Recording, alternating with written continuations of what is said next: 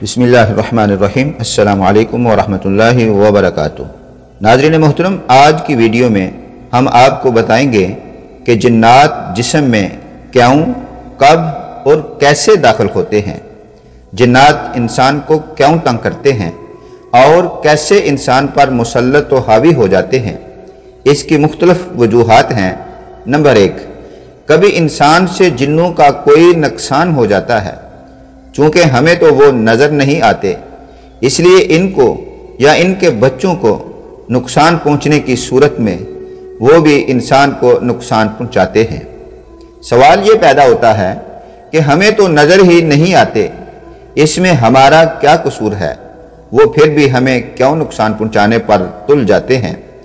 تو بات دراصل یہ ہے کہ جیسے ہم انسانوں میں بہت سارے لوگ جاہل اور ضدی قسم کے ہوتے ہیں، ان کا کوئی نقصان غلطی سے بھی ہو جائے تو وہ معاف نہیں کرتے، حالانکہ ان کو معلوم ہوتا ہے یہ نقصان جان بوجھ کر نہیں بلکہ غلطی سے ہوا ہے۔ ایسے ہی جنات کی تو اکثریت جاہل، کافر اور شیاطین پر مشتمل ہے، اس لیے وہ اس بات کا احساس نہیں کرتے کہ اس انسان کی کوئی غلطی نہیں۔ البتہ جیسے انسانوں میں بہت سارے لوگ سمجھدار ہوتے ہیں، ایسے ہی جنات میں بھی سمجھدار ہوتے ہیں۔ ان کو یا ان کے بچوں کو ہم سے کوئی نقصان پہنچ جائے تو وہ یہ کہتے ہیں یہ ہماری غلطی ہے، ہمیں اپنی اور اپنے بچوں کی خود حفاظت کرنی چاہیے۔ نمبر 2، جنات لگنے کی صورت وجہ جادو ہے، یعنی جب کوئی کسی پر جادو کرتا ہے تو جادو دراصل جنات ہی کے ذریعے کیا جاتا ہے۔ تو جس پر جادو کیا جاتا ہے، جادوگر کے بھیجے ہوئے جنات انسان کا وہ نقصان کرتے ہیں جس مقصد کے لیے انہیں بھیجا گیا ہوتا ہے، مثلا کسی کو بیمار کرنا، کسی کا کاروبار خراب کرنا، کسی کو اذیت دینا وغیرہ۔ نمبر 3، کبھی کبھی ایسے جنات جو شیطان ہیں اور انسان کے دشمن ہیں، اس لیے وہ بلا وجہ بھی باہر رہ کر بھی انسان کے ساتھ چھیڑ چھاڑ کرتے ہیں، وجہ کچھ نہیں ہوتی، چونکہ وہ شیطان ہیں اس لیے انسان دشمنی ان کی گدی میں بری ہوئی ہے۔ وہ ہر طرح سے اپنی کوشش کرتے ہیں کہ انسان کو خاص طور پر مسلمان کو نقصان پہنچایا جائے، چونکہ کمزور سے کمزور مسلمان بھی کبھی نہ کبھی کسی نہ کسی وقت کوئی مقدس اسماء اور یا مقدس کلمہ اپنی زبان پر لے آتا ہے، اس لیے وہ زیادہ نقصان تو نہیں پہنچا سکتے، البتہ چھیڑ خانی ان کی جاری رہتی ہے۔ ان کی چھیڑ چھاڑ اکثر نیند کی حالت میں ہوتی ہے، کبھی ڈرا دینا، کبھی ڈرونے خواب دکھانا، تھپڑ مار دینا وغیرہ وغیرہ۔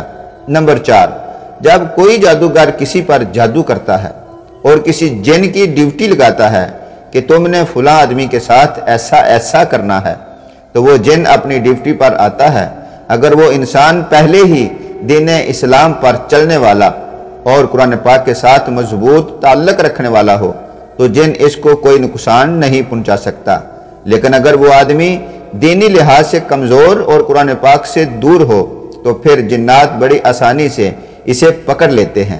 ناظرین، یاد رہے، کئی لوگ کہتے ہیں ہم تو قرآن پاک بھی پڑھتے ہیں، نمازیں بھی پڑھتے ہیں، لیکن ہماری جان نہیں چھوٹ رہی۔ بات دراصل یہ ہے، پرہیز علاج سے زیادہ ضروری ہوتا ہے۔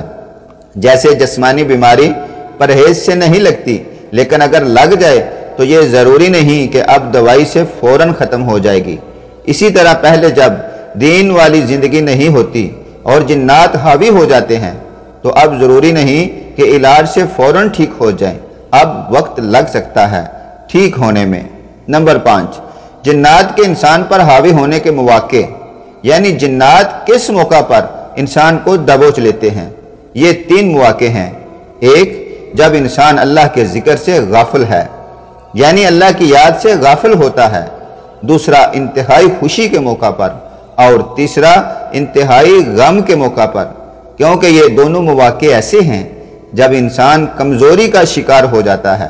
اسی لیے ہمارے دین نے ہمیں ہر کام میں اعتدال یعنی میانہ روی کا راستہ دیا ہے، یعنی غم اور غصہ بھی اعتدال کے ساتھ اور خوشی بھی اعتدال کے ساتھ منائیں۔ اور یاد رہے، میانہ روی سنت رسول صلی اللہ علیہ وسلم ہے۔ ناظرین محترم، جنات کے انسان کے جسم میں داخل ہونے کی اقسام بھی سماعت کریں۔ نمبر 1، گروہ کا چمٹنا، یہ شیطان ہوتے ہیں جو انسان کو تکلیف دیتے ہیں، غصہ دلاتے ہیں، گناہ کرواتے ہیں۔ نمبر 2، جن کا چمٹنا، یہ اصلی جن کا چمٹنا ہے۔ جن انسان کے جسم میں دن یا رات کے کسی حصے میں داخل ہو جاتا ہے، پھر نکل جاتا ہے، پھر اگلے دن داخل ہو جاتا ہے، یا ہفتے، مہینے یا سال بعد داخل ہو جاتا ہے، یا نکلنے کے بعد پھر نہیں لوٹتا۔ نمبر 3، مسلسل چمٹے رہنا، جن انسان کے جسم کے کسی عضو میں رہنے لگ جاتا ہے، جیسے پیٹ، سر، پنڈلی، رحم، کمر یا پورے جسم میں سر سے لے کر پاؤں تک گردش کرتا رہتا ہے، دن ہو یا رات، یہ اس انسان کا ساتھ کسی صورت میں نہیں چھوڑتا۔ نمبر 4، خارجی طور پر جن کا چمٹنا، شیطان انسان پر جسم کے باہر سے مسلط ہوتا ہے، ہمیشہ یا کبھی کبھی۔ جن کبھی انسان یا حیوان کی شکل اختیار کر لیتا ہے، یا انسان کے کندھے پر سوار ہو جاتا ہے، جس سے انسان کو حرکت کرنا مشکل ہو جاتی ہے، یا دل میں تنگی، وسوسہ، غصہ پیدا کرتا ہے، یا انسان جب سونے لگتا ہے تو دماغ پر حرکت کرنے والے حصے پر دباؤ ڈالتا ہے، جس سے انسان حرکت سے عاجز آ جاتا ہے، نہ بول سکتا ہے، نہ چیخ سکتا ہے، نہ ہل سکتا ہے۔ اسی کو جاسوم کہتے ہیں۔ یا شیطان چھوٹے جانور کی شکل اختیار کر لیتا ہے جو انسان کے کپڑوں پر اور جسم پر چلتا ہے، اس کو نقصان بھی پہنچا دیتا ہے۔ بعض اوقات ایسا ڈراتا ہے کہ انسان سو نہیں سکتا، یا جن خوبصورت عورت کی شکل میں حاضر ہو کر انسان سے جمع کی خواہش کرتا ہے۔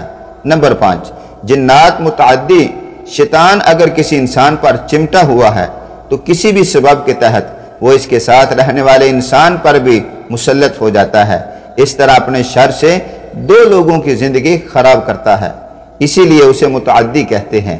اور یہ بھی ضروری نہیں کہ وہی شیطان ایک شخص میں ہے وہی دوسرے کو نقصان پہنچائے، بلکہ اس جن کے ساتھی بھی ہو سکتے ہیں۔ اب سوال ہے، کون سے جنات انسان کے جسم میں داخل ہوتے ہیں؟